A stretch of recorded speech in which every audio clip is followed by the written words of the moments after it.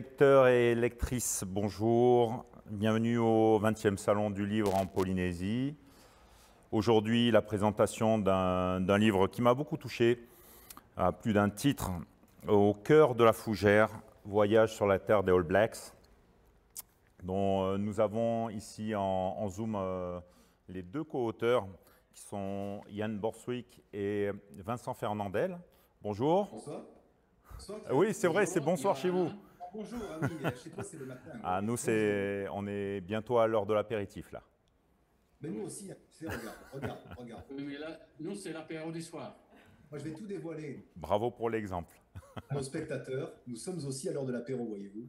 Bon, donc, Voilà. on suppose que tout va bien? Tout va très bien, Ok. malgré les conditions à Paris. Donc, pour présenter le livre à nos amis lecteurs, Au cœur de la fougère, un road trip un peu imposé, improvisé à nos deux amis, où on leur propose le challenge de traverser la Nouvelle-Zélande et afin d'y découvrir, en gros, entre guillemets, une question, la réponse à une question qui est pourquoi les All Blacks sont-ils si forts et dominent-ils autant le rugby mondial? Ceci dit, et rapidement pour faire le petit saut, Yann, on a vu que hier au soir, les All Blacks se sont inclinés pour la première fois, défaite historique Oui. contre les Pumas. Un petit commentaire à ce sujet? Bon, déjà, chapeau aux Pumas, ça fait très longtemps qu'ils attendaient ça. Ils ont été très, très proches de la victoire à plusieurs reprises. Et les Blacks sont sortis par un miracle. Mais là, c'est vraiment une date très importante dans l'histoire du rugby argentin.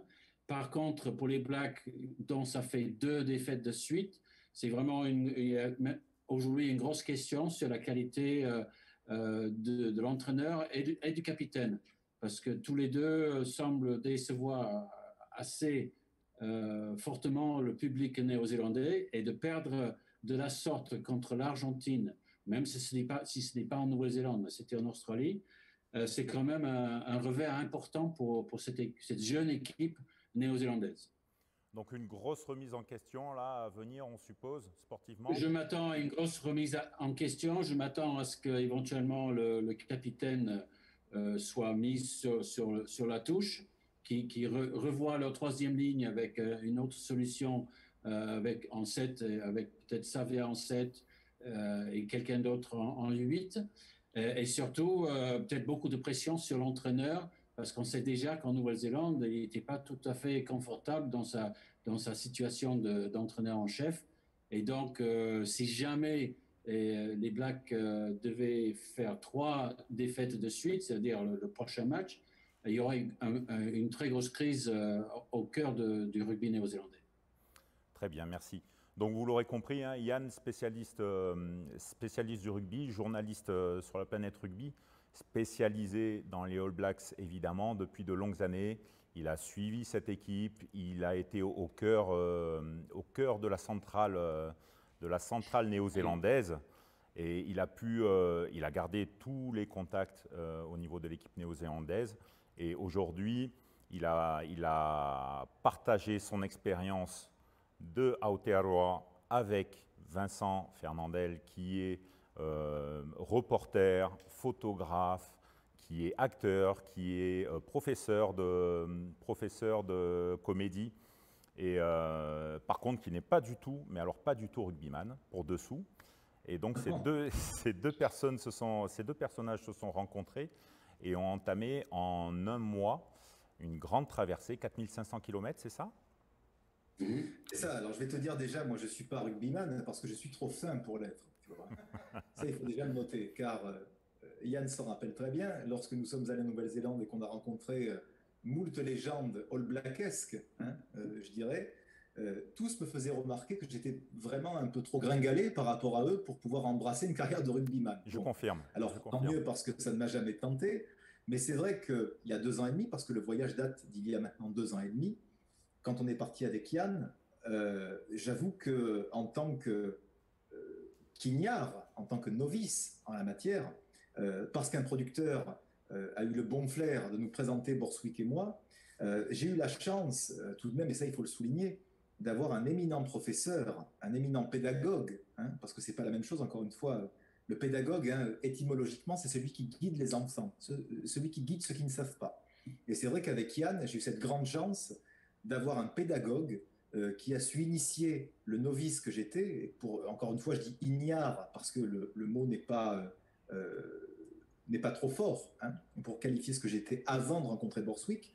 Il a su donc initier l'ignare que j'étais à une discipline fort complexe, à l'histoire de la Nouvelle-Zélande qui n'est pas moins complexe.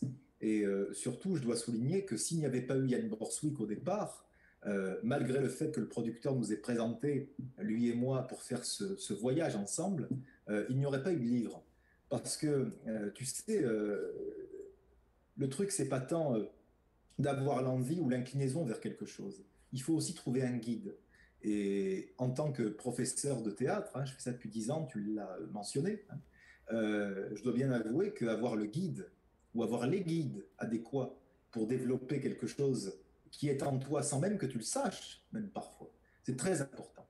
Et là où Yann a été le socle, le ciment de ce voyage, c'est justement par sa connaissance et aussi par sa capacité à insuffler en le novice ou en l'ignare que j'étais tout ce qu'il savait sur le rugby, la Nouvelle-Zélande, sur son pays qu'il porte au cœur, qu'il porte aux chaussures, même j'ai envie de dire, hein, et qui vraiment a été un apport essentiel, car lorsqu'on part sur une terre si lointaine, en sachant si peu de choses, si on n'a pas la personne adéquate pour te prendre la main et t'accompagner, alors il n'y a rien qui se passe. Et là, je rends à chaque fois grâce à Borswick d'avoir été là et d'avoir su, encore une fois, insuffler sa passion et ses connaissances en une personne, en l'occurrence moi, qui ne savait rien et qui n'était pas préparé forcément à ça. Mais alors, Et je le dis toujours, c'était une grande blague entre nous quand on est parti, c'est pas de Borswick, pas de Nouvelle-Zélande. Hein. Et ça, c'est encore valable aujourd'hui parce que c'est important de le souligner, je crois. mais Yann, alors, il vient d'évoquer le professeur, mais est-ce que l'élève a été aussi bon que ça? Oh, l'élève a Présente, été fabuleux. présente ton Non, bulletin non, scolaire, Borswick, le il bulletin était scolaire. fabuleux. Il a tout de suite ressenti le frisson, il a compris la passion, et il a ressenti cette espèce d'osmose qu'il y a entre le pays, le pays et les paysages, enfin le pays, la terre et les hommes qui l'habitent. Et ce sport qu'il pratique qui les réunit tous quelque part.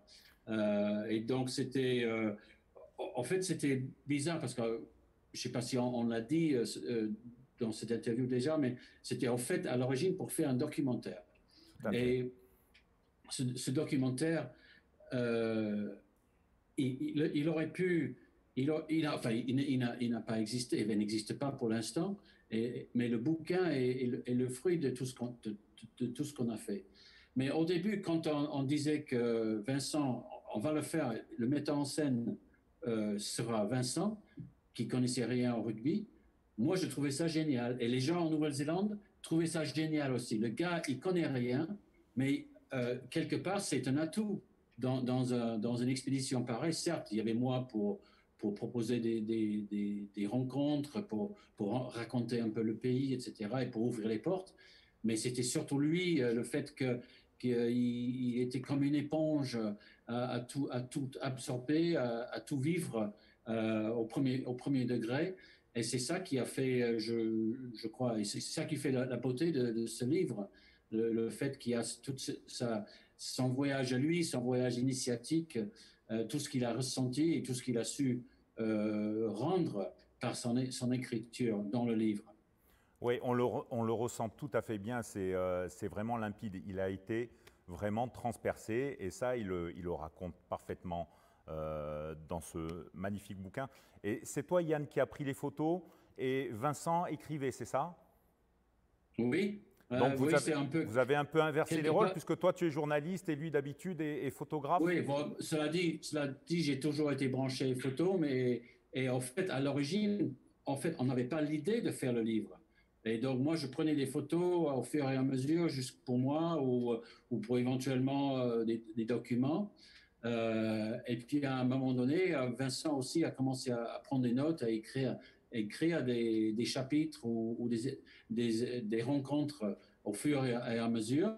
Et je crois que c'est comme ça qu'on a gardé toute la fraîcheur de l'expérience, parce qu'on écrivait au fil des jours, quoi. C'est pas comme s'il il rentrait à Paris et a commencé à écrire. Non, il a écrit sur le champ.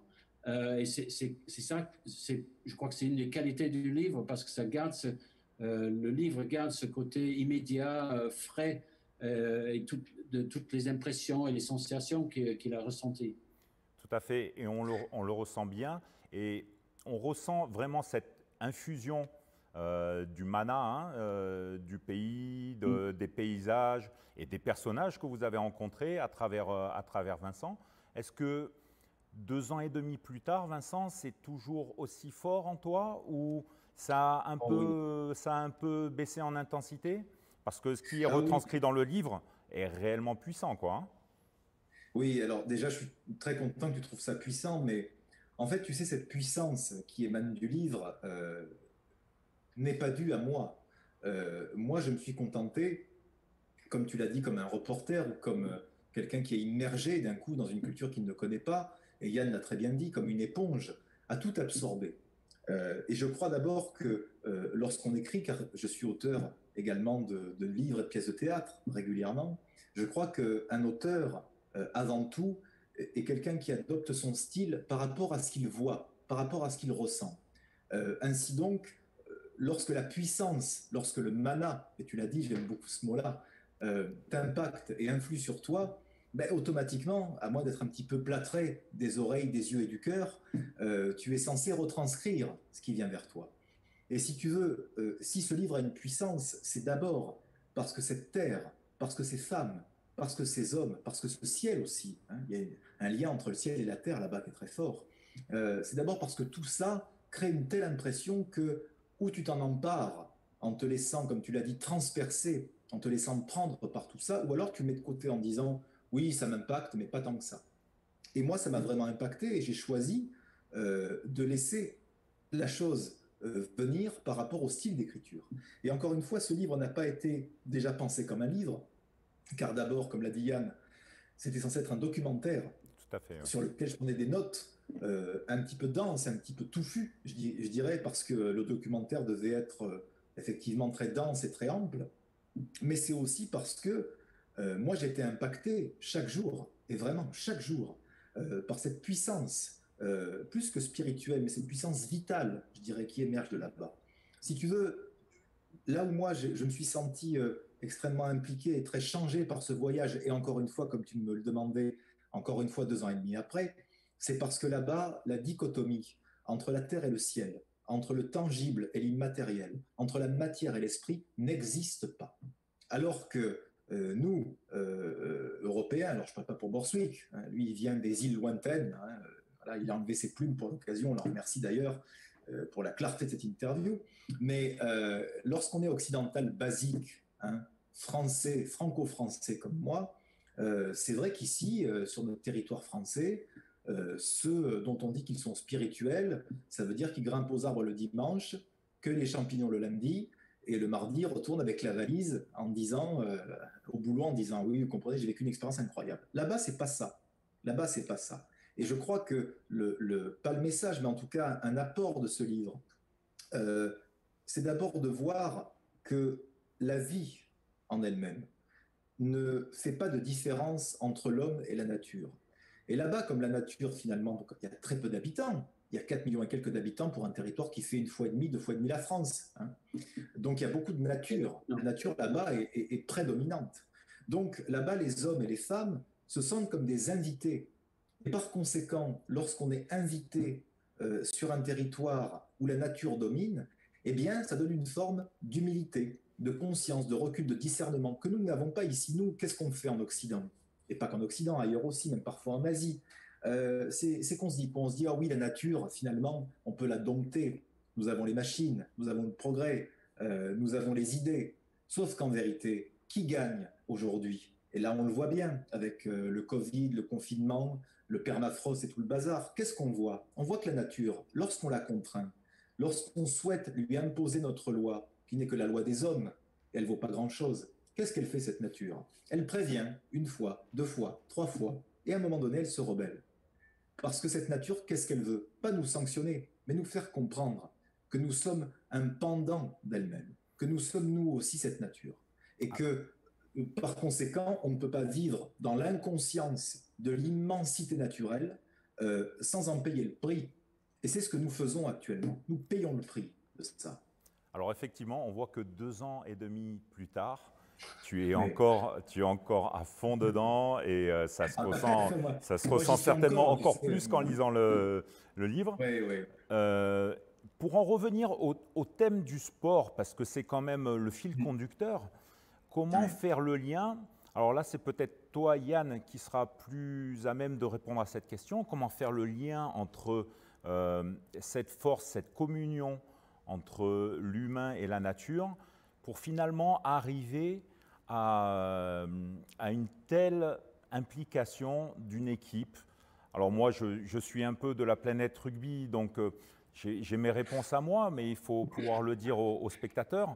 Euh, Comment arriver à ce que cette équipe-là domine tellement, ne serait-ce que dans l'état d'esprit et dans l'état de forme dans laquelle elle est, et elle est régulièrement. C'est aussi dans sa régularité que c'est une équipe hors norme. Euh, Où est le lien, Yann? Toi qui es spécialiste, comment Ben, traduirais-tu ça? la réponse est vaste. Il y a tellement de facteurs dont les facteurs, donc j'espère qu'on en a reproduit la plupart dans ce livre. Mais je crois que si on devait résumer, parce qu'on n'a pas 5 heures euh, d'interview à faire, si je devais résumer, c'est une phrase qui m'a été répétée par maintes All Blacks à travers les années. Et c'est que la culture bouffe la stratégie au petit déjeuner. Culture C'est-à-dire eat strategy for breakfast, Borswick, c'est ça? oui, en En fait, VO. la culture bouffe la stratégie tout cru. Ouais. Culture eats strategy for breakfast. C'est-à-dire que tu as beau avoir la meilleure stratégie du monde, etc. Quand on est vraiment dans le dur, quand on est au feu de l'action, c'est la culture qui va dominer.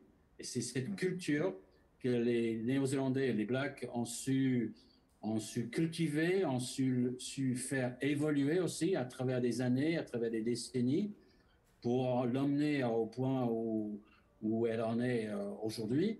Cette culture qui fait que, en fait, il représente beaucoup plus qu'une équipe, une simple équipe de rugby, et beaucoup plus que même un pays. Il représente toute une culture, toute une façon d'être et toute une façon de concevoir le sport et la nation.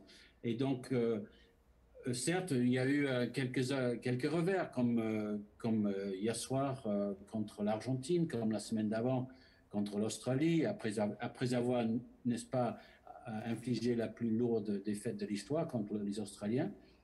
Mais chaque fois, les Blacks ont su se rebondir, mais surtout se retrouver dans cette culture qui fait partie de la nation.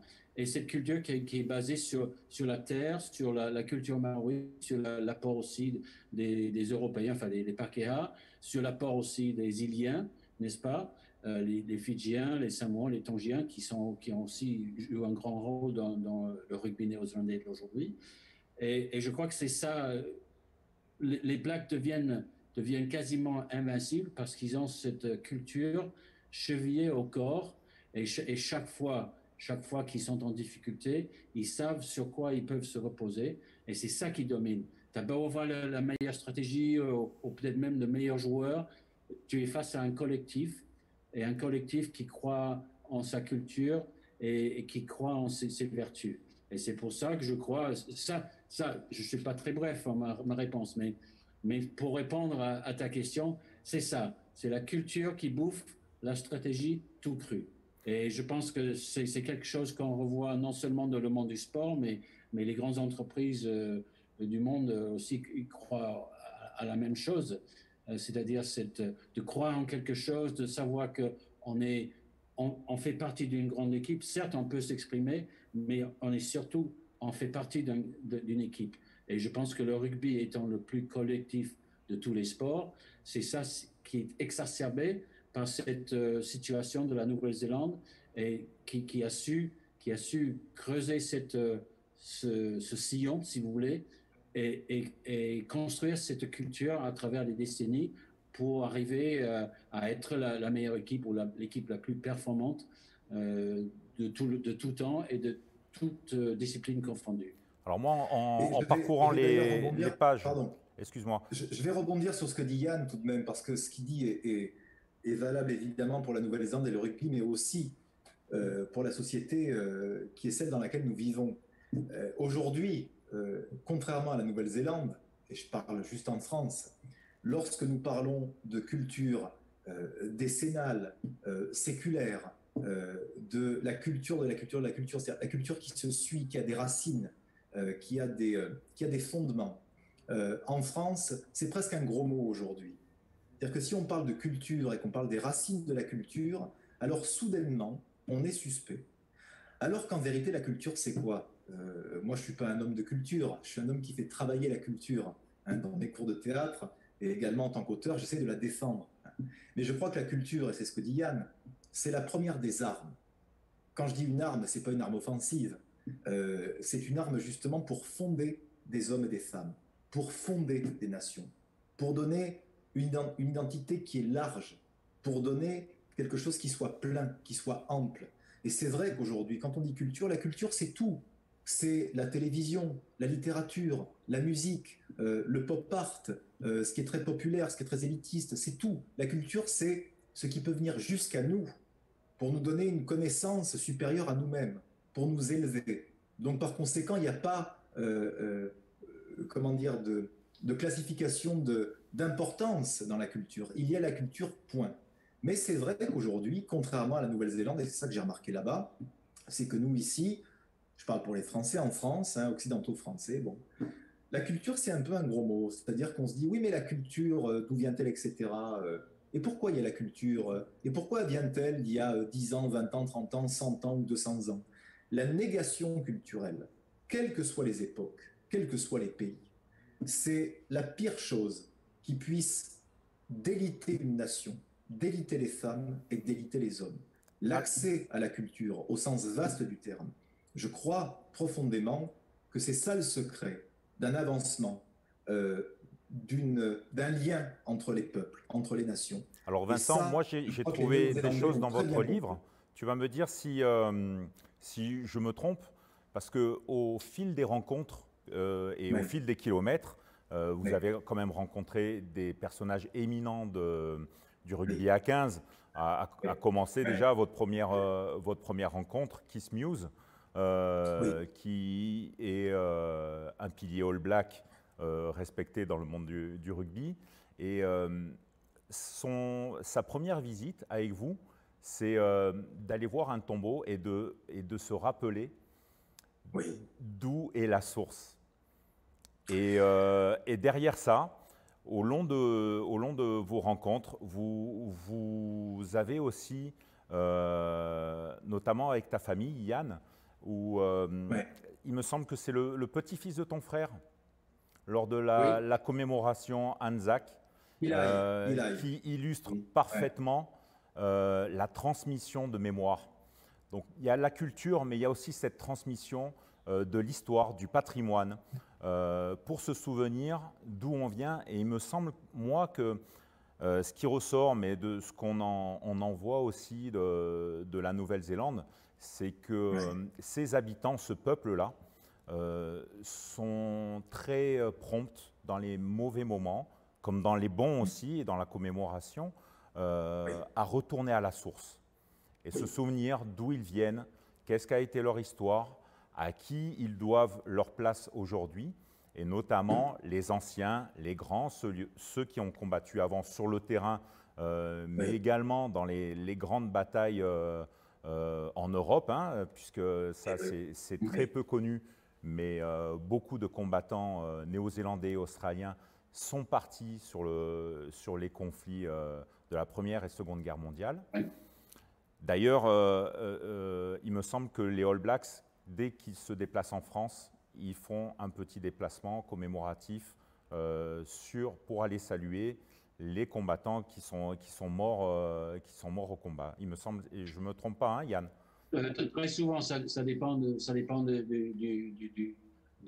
programme des matchs, mais surtout quand ils jouent vers le 11 novembre en France, oui, ils se rendent soit à l'Arc de Triomphe pour la cérémonie de la flamme le soir, soit ils vont carrément dans les cimetières qui sont dans la Somme ou dans le nord de la France, où il y a beaucoup de Néo-Zélandais, dont le premier capitaine, l'un des premiers capitaines, Dave Gallagher, qui est enterré là-bas. Tout à fait. Et ils font également un petit pèlerinage, il me semble.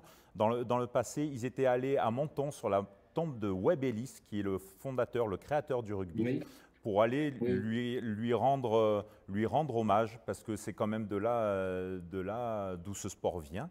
Et malgré qu'ils habitent à l'autre bout de la planète, lorsqu'ils se déplacent, ils vont rendre hommage et ils vont voir la source de ce qu'ils sont en tant que joueurs de rugby, mais également en tant qu'individus.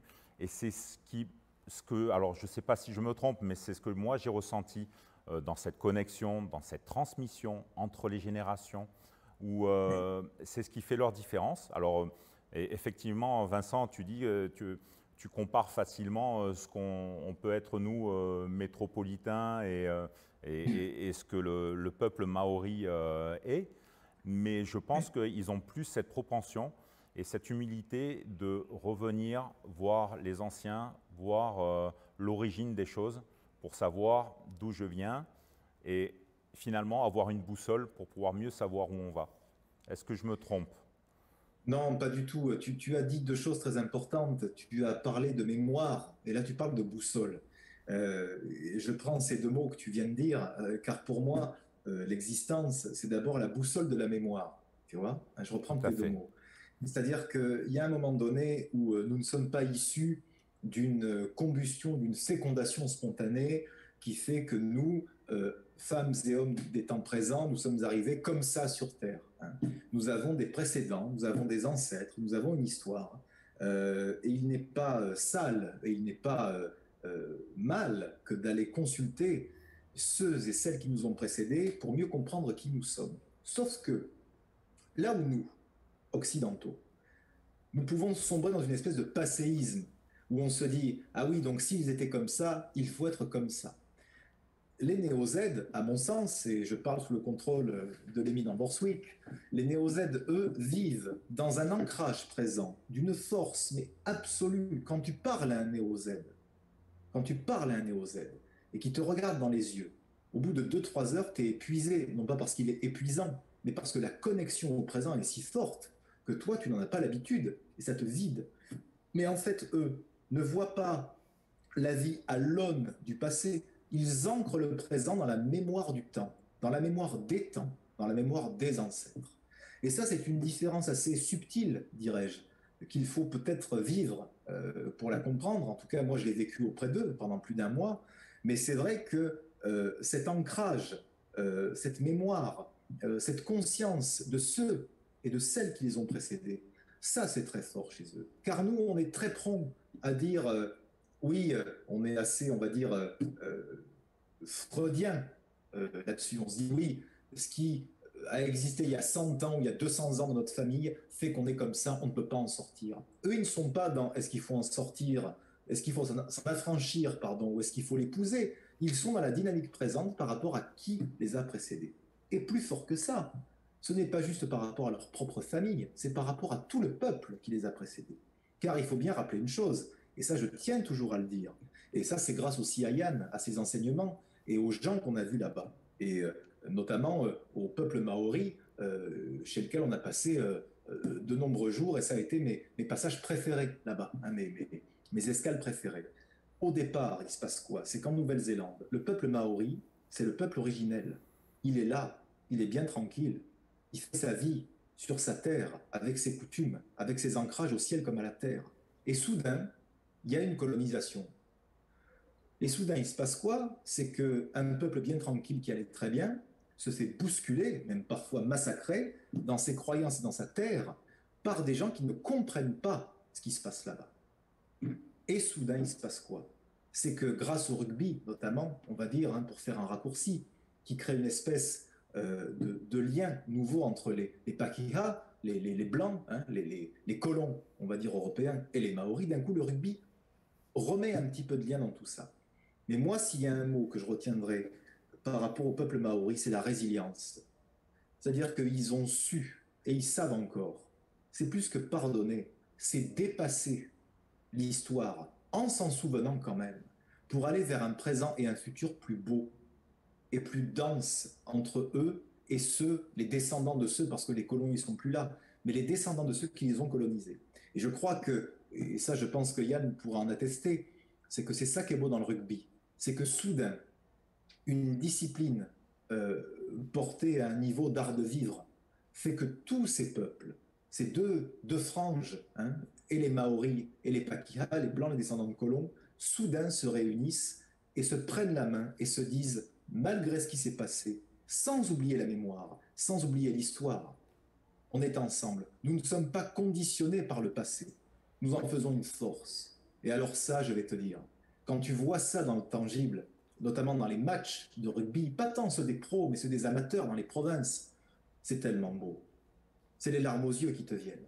Parce que là, tu te dis, quelle beauté, quelle résilience, quelle force d'avoir un pied dans l'histoire, dans le passé, mais un pied beaucoup plus fort dans le présent. Ça, c'est une merveille. Et ça, jamais je l'ai vu ailleurs que là-bas. Jamais je l'ai ressenti aussi fort. Et tu vois, voilà, Yann le sait, moi, quand j'en parle, et pourtant, c'est pas mon histoire, c'est pas mon peuple.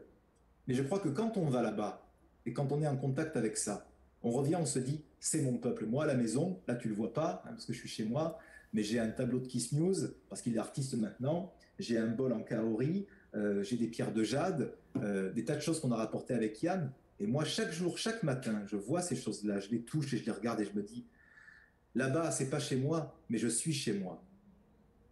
Et ils sont encore en moi, ces gens-là. Et alors, Yann, on a bien compris que Vincent, hein, c'est plus un Pakeha, hein, c'est un Maori, hein, quasiment. Il est un peu pâle cependant, mais… Je suis le plus blanc des Maoris, tu vois. C'est ça qu'on ne comprend pas ici. Tu vois. Et le plus mince aussi. Le plus mince aussi. Alors, oui, le plus mince et le plus blanc. Exactement. Dis donc, je passe à Borswick. On comprend bien ce qu'il a trouvé pendant ce voyage, pendant cette traversée, mais qu'est-ce que Jan Borswick y a trouvé, lui, en retraversant son pays? Qu'est-ce qu'il a ressenti en revoyant ces personnages, en revoyant ces lieux qu'il ne voit pas souvent, parce que je suppose que tu n'y vas pas tous les 4 matins. Qu'est-ce que tu as ressenti de ton pays? Qu'est-ce qui t'a redonné ou donné? Ou est-ce que tu as découvert quelque chose? Ouais, la question elle est magnifique parce que c'est vrai, bah, même si j'allais tout le temps, tous les ans, j'allais en reportage, etc. Mais les reportages sur les matchs, je couvrais pour l'équipe, je trouvais les 4 nations, les trinations ou les tests, les Lions. Mais j'allais pas vraiment sur le même type de voyage. Et il se trouve que, étant avec Vincent, parce qu'il était plus jeune, parce que en fait il était novice. Euh, En fait, je redécouvrais mon pays parce que je le voyais à travers ses yeux. Et c'est ça qui était remarquable. Et en fait, c'est vrai, j'ai retrouvé mes racines.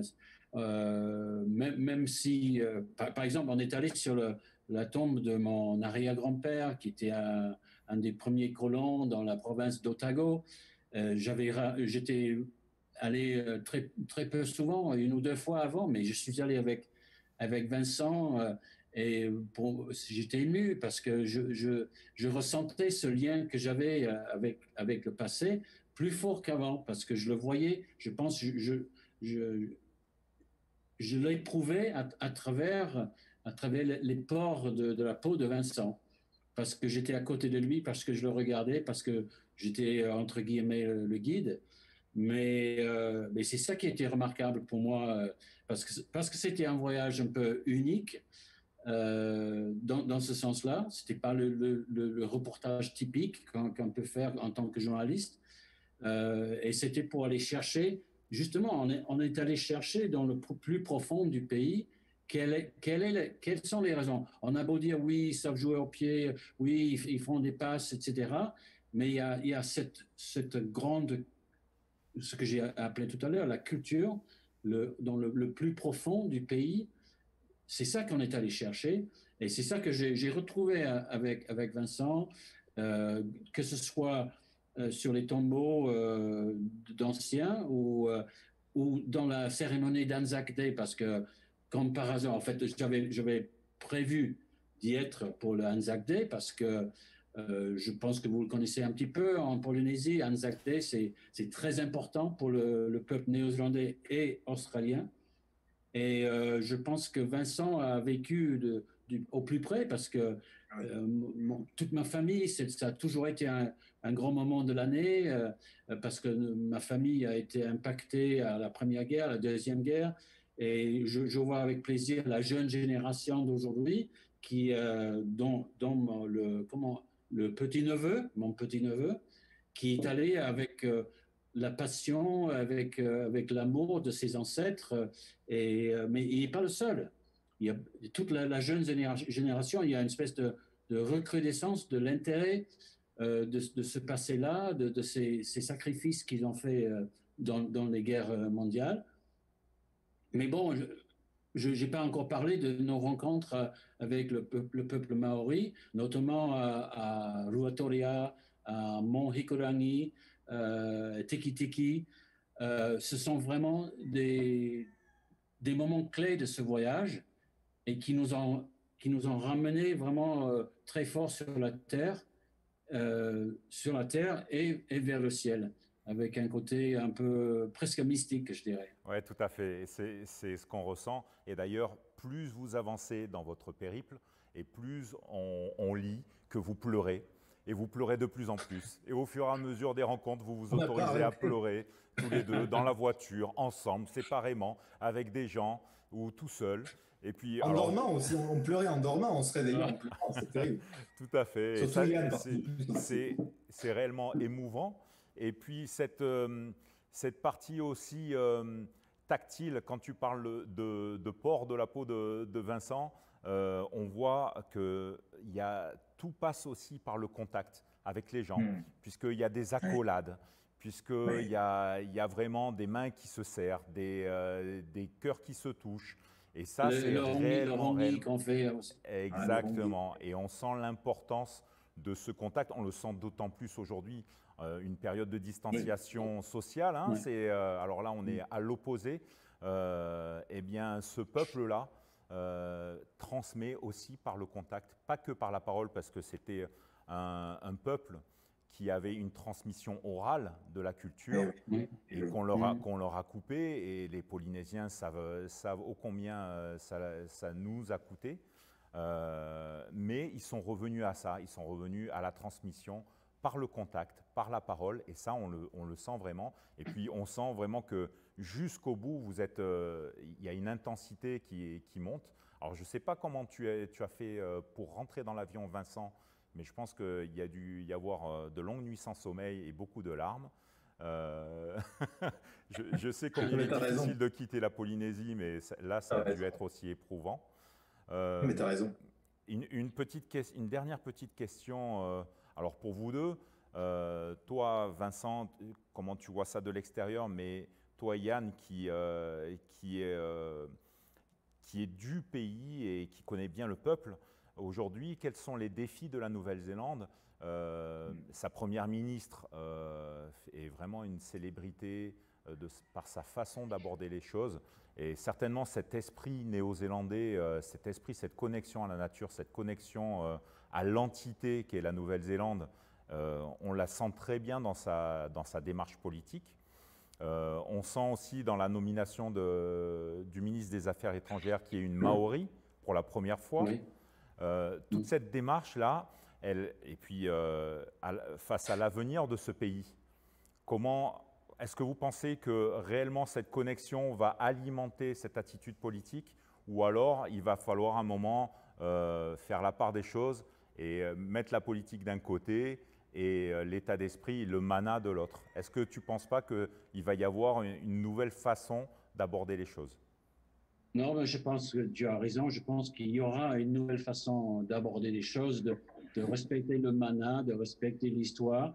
Et je pense que la Nouvelle-Zélande est en passe de devenir un espèce de leader dans le monde, d'exemple, que ce soit par rapport au peuple indigène, que ce soit par rapport à la langue du peuple indigène, et aussi par l'attitude humaine et humanitaire du Premier ministre qu'elle a montré lors des massacres à Christchurch, notamment sa passion pour le peuple, mais son empathie avec le peuple surtout, ce qui a beaucoup manqué dans d'autres grands pays depuis quelques années, n'est-ce pas? Tout à fait. Et donc, je pense que la Nouvelle-Zélande, c'était peut-être par hasard, mais s'est érigée en exemple et en leader d'un pays où, surtout avec une femme et avec des femmes et avec la puissance du peuple d'origine qui deviennent de plus en plus importants. Je ne sais pas si vous le savez beaucoup en Polynésie, mais par exemple, les cours de langue de Maori en Nouvelle-Zélande, ils sont submergés. Ils sont submergés et ils ne peuvent plus. Les gens, tous les Blancs veulent commencer à apprendre le Maori. Il y a des restaurants en Nouvelle-Zélande qui ont dit qu'une fois par semaine, on va faire chez nous des cours de Maori. Ils étaient complètement submergés par les demandes parce qu'il y a une réelle demande, je pense, il y a un réel sentiment que la Nouvelle-Zélande, peut-être que la Nouvelle-Zélande est enfin devenue adulte. Elle sait où elle est, elle sait qu'elle est ancrée en Polynésie, dans le Pacifique, même si avec le passé des colons, etc., mais elle est sur c'est un nouveau chapitre, je crois, dans l'histoire de la Nouvelle-Zélande. Et en même temps, elle va emmener avec elle d'autres pays qui regardent de loin et que je le vois, regardent avec des yeux un peu de jaloux.